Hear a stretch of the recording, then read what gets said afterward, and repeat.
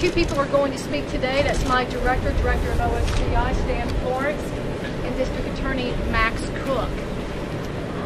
At the conclusion, we're going to provide photographs. Actually, you can get photographs off of OSBI's Facebook page, Nixle, our website,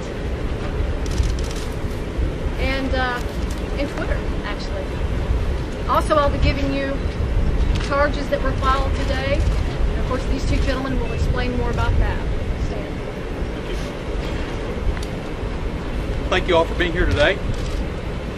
A short time ago, the Weleetka County District Attorney's Office filed first-degree murder charges related to the deaths of 13-year-old Taylor Placker and 11-year-old Skylar Whitaker. On June 8, 2008, these two young, precious girls were shot multiple times on the side of a dirt road in rural Weleetka County near Weleetka.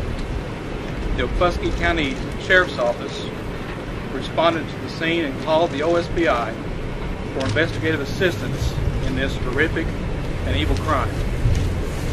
Over the past 3.5 years, the OSBI staff has conducted nearly 650 interviews, ran over 900 leads in this case, and performed 19,000 forensic tests on 800 pieces of evidence collected during the course of this investigation.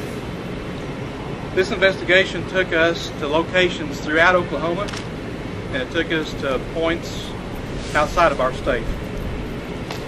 It's very important to note at this time that the OSBI did not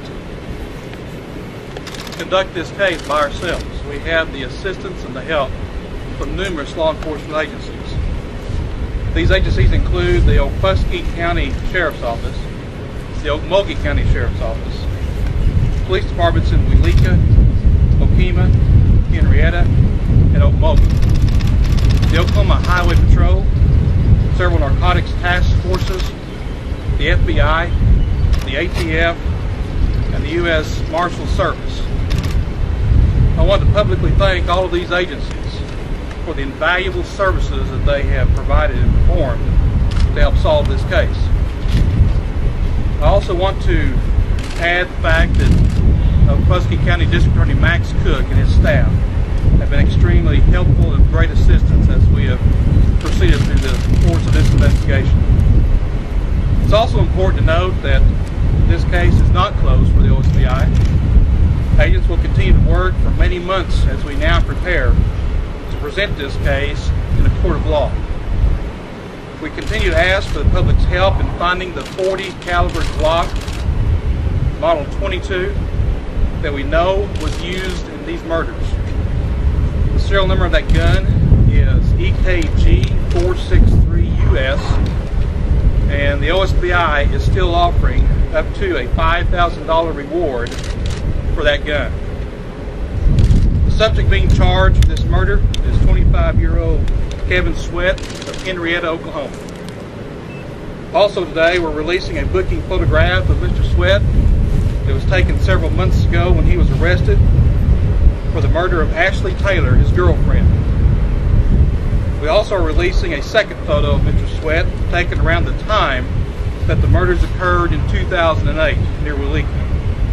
We hope that by releasing that photo, it will spark someone's memory of seeing Mr. Sweat around the scene of the murder, which will help us establish the timeline surrounding that crime. As previously mentioned, Mr. Sweat was arrested and charged with the murder of his girlfriend this summer. In that case, the OSBI was also requested by the Okmulgee Police Department to assist in that investigation. It was during the course of that investigation that information helped us understand and realize that Mr. Sweat may have been involved in the murders of Taylor Placker and Skylar Whitaker. Over the next several months, OSBI and other investigators worked diligently as they followed promising leads and as they also discovered evidence that was collected, it was tested, and analyzed. This evidence includes shell casings that underwent ballistics testing by the OSBI Firearms Unit.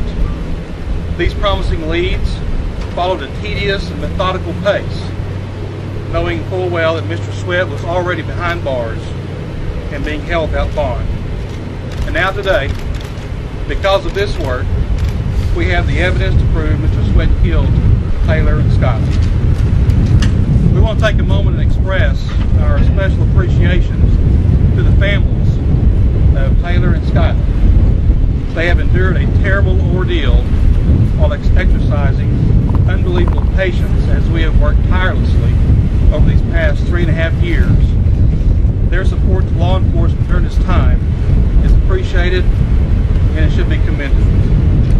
Over the past 3.5 years, this was a high-profile case, primarily because of the nature of the crime and the age and innocence of the victims.